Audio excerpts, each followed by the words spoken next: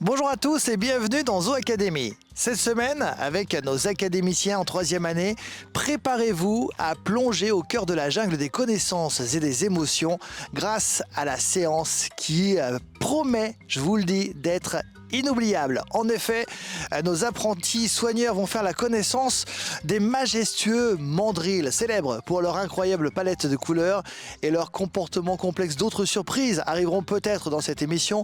On en reparlera dans un tout petit instant avec Laura. Vous allez pouvoir découvrir les secrets de ces créatures étonnantes et suivre évidemment nos ambassadeurs dans leurs premiers pas en tant que soigneurs animaliers. On fait un point sur ce qu'ils ont déjà vécu. C'était il y a quelques semaines dans Zoo Academy et on se retrouve juste après avec leur animatrice pédagogique.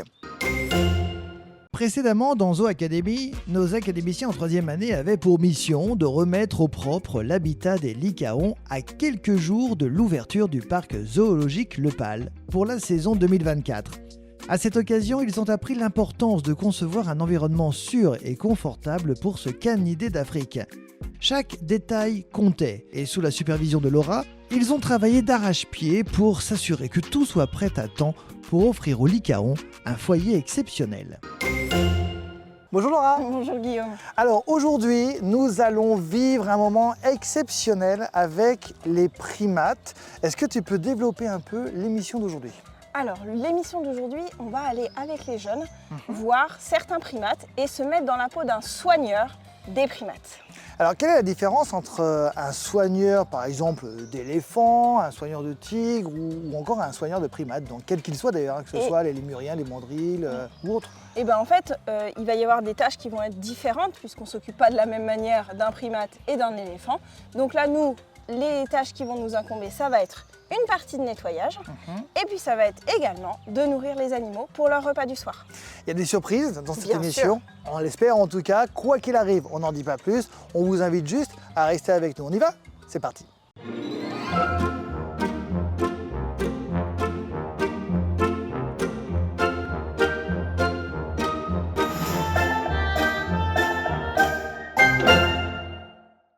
Allez, aujourd'hui on est parti, on va en atelier soigneur et aujourd'hui atelier soigneur pour les primates. Donc on va aller voir deux espèces différentes. Première espèce, notre mission c'est la préparation des loges pour la nuit. Donc on va avoir plusieurs petites choses à faire. Il va falloir qu'on fasse un petit coup de nettoyage rapide parce que ça a été fait déjà ce matin par les soigneurs et qu'on installe pour la nuit. On va leur installer des petites branches un peu dans tous les sens pour faire un petit truc sympa, un petit peu différent pour eux pour la nuit. Donc c'est pour ça qu'on s'est arrêté ici parce qu'on va profiter, on va couper quelques branches ici dans la forêt. Et puis notre deuxième mission, on en parlera tout à l'heure quand on sera vers eux, ça va être pour une autre espèce et où on va pouvoir faire la rentrée. Ok ?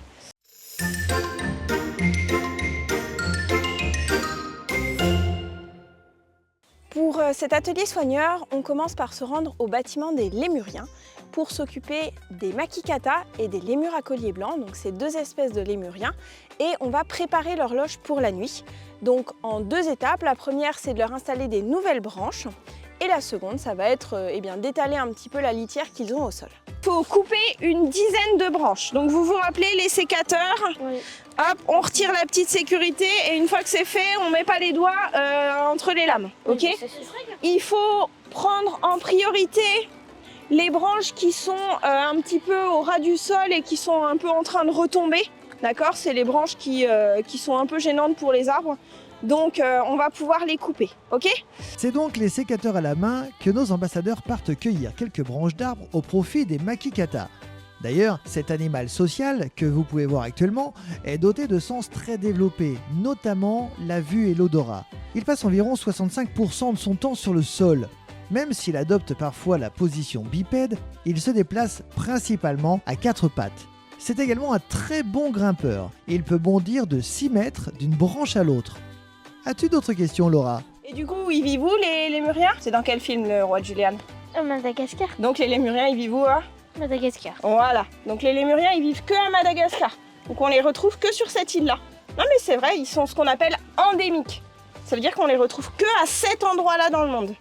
Ça veut dire que s'ils disparaissent de Madagascar, ils disparaissent, on les trouve plus dans la nature. Ok ? Nous, on va aller leur préparer leur loge ? Oui. On est parti ? Alors là, on est d'accord qu'il n'y a pas de lémurien dedans. Mais quand on a par exemple des lémuriens, ce qu'il faut toujours faire, c'est toujours fermer cette porte-là pour s'assurer que on n'est pas un lémurien qui passe dans le couloir, puis qui après passe dans le bâtiment, puis qui après prenne la poudre d'escampette. D'accord? Donc par habitude, on referme toujours la porte de la grille, ok? Chez le Makikata, l'habitat est très important car en milieu naturel, on le retrouve dans les forêts sèches, les brousses, les savanes, les canyons et les régions montagneuses de l'île de Madagascar, je le rappelle. Il se nourrit d'ailleurs de feuilles, d'écorces, de fruits, de fleurs, de sève et parfois d'insectes. Bon, Laura, où nous dirigeons-nous maintenant? Notre deuxième arrêt, ça va être les hamadryas et les mandrilles. Donc aujourd'hui, ce qu'on va faire aux hamadryas et aux mandrilles, c'est de préparer la nourriture du soir. Donc pour ça, Magali, la soigneuse, les rentre dans le bâtiment.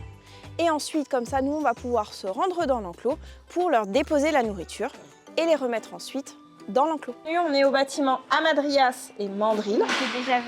On était déjà venus. Et du coup, aujourd'hui, on va faire la partie soigneur du soir. Donc le soir, les soigneurs, ils rentrent les mandrilles et les hamadryas à l'intérieur du bâtiment. Ils vont disposer la nourriture dehors. Ils vont aussi vérifier les clôtures, qu'il n'y a rien qui est tombé sur les clôtures dans la journée, qu'ils ne peuvent pas sortir et qu'il y a toujours de l'électricité dans les clôtures.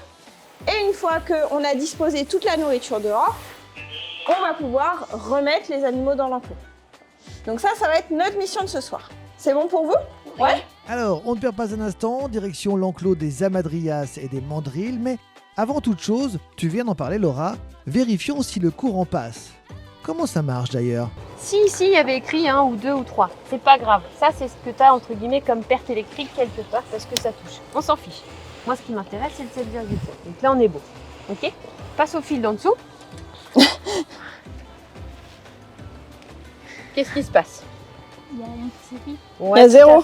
Il n'y a pas d'électricité dans ce fil-là. C'est ce qu'on appelle un fil de terre parce qu'il est relié à la terre. La terre.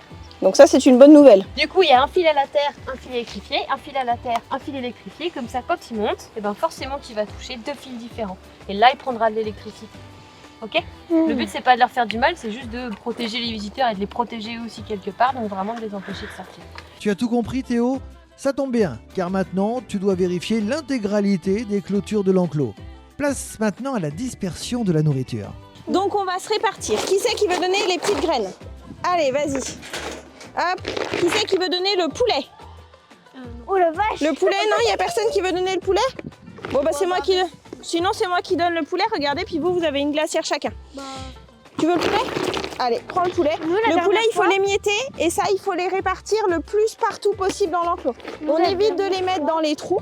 On peut en mettre dans les écorces, on peut en mettre partout. Donc, on va faire tout le tour de l'enclos et on en distribue un peu partout. Allez, on est parti. Les hamadryas, alors ils vivent en groupe, c'est grégaire. Hein. Vous ne trouverez jamais d'individu seul ou alors il y a eu règlement de compte ou problème ou autre dans son groupe initial. Ça vit en harem, c'est-à-dire que vous avez un mâle donc pour X femelles et il y a une très grande différence morphologique entre les deux. Les hamadryas mâles, ils vont avoir une très grosse toison grise avec des poils très gonflés, avec des grosses fesses rouges qui a priori leur permettent en milieu naturel de s'asseoir sur des pierres très chaudes parce qu'ils vivent dans un environnement semi-aride, voire aride aussi par moment. Et les femelles à l'inverse vont être plus petites avec un poil brun qui va être très près du corps. Donc vraiment en milieu naturel, on peut faire la différence sans problème entre les deux. Ils mangent de tout. Nous ici, on va leur donner des fruits, des légumes, fruits avec parcimonie. On va leur donner aussi du riz, des pâtes complètes. On va leur donner aussi du poulet cuit parce qu'ils peuvent aussi se nourrir de viande en milieu naturel. L'idée, c'est un peu comme nous, c'est d'avoir un régime alimentaire hyper diversifié, bien sûr adapté à l'espèce, mais le plus diversifié possible, comme pour nous, pour une meilleure santé, tout simplement. Alors, les mandrilles, à l'inverse, c'est des groupes familiaux. Il y a une notion de harem, mais qui est quand même moins inscrite chez eux que chez les hamadryas. Ici, donc, on a une famille avec notre cher Yellow, qui est un animal à parrainer au sein de la fondation du parc, et qui va avoir 5 ans cette année, si je ne me trompe pas, qui est au meilleur de sa vie, comme disent les jeunes. La vie d'un adolescent mandrill est pleine de surprises, pleine de découvertes. Ils ont aussi, en termes de hiérarchie, une très bonne place au sein du groupe. Ils peuvent tout faire, quoi qu'il arrive. Les dominos ont plus de responsabilités que mine de rien. Quand on est un adolescent mandrill, tout se passe très bien. La vie est belle. Donc on a eu maman, on a eu papa, on a grand frère, on a grande sœur et on a aussi petite sœur. Petite sœur qui commence aussi à tester un peu Les soigneurs, voilà, c'est une espèce diurne, hein, ils passent beaucoup de temps au sol à fouiller. Eux vivent par contre dans plutôt des forêts, voire des plaines, des choses comme ça. C'est moins aride que l'environnement des hamadryas. Mais voilà, ils montent eux dans les arbres pour dormir la nuit. Mais ils passent le reste de la journée très souvent au sol à fouiller pour trouver leur nourriture. Là, tu peux le déposer sur tous les cailloux. Attends. Les filles, c'est pareil, ici, vous pouvez en mettre par terre ou sur les cailloux. Non, Théo, pas si loin. Juste sur les cailloux là autour. Voilà, dans l'herbe et puis un petit peu sur les cailloux là pour que les visiteurs ils les voient.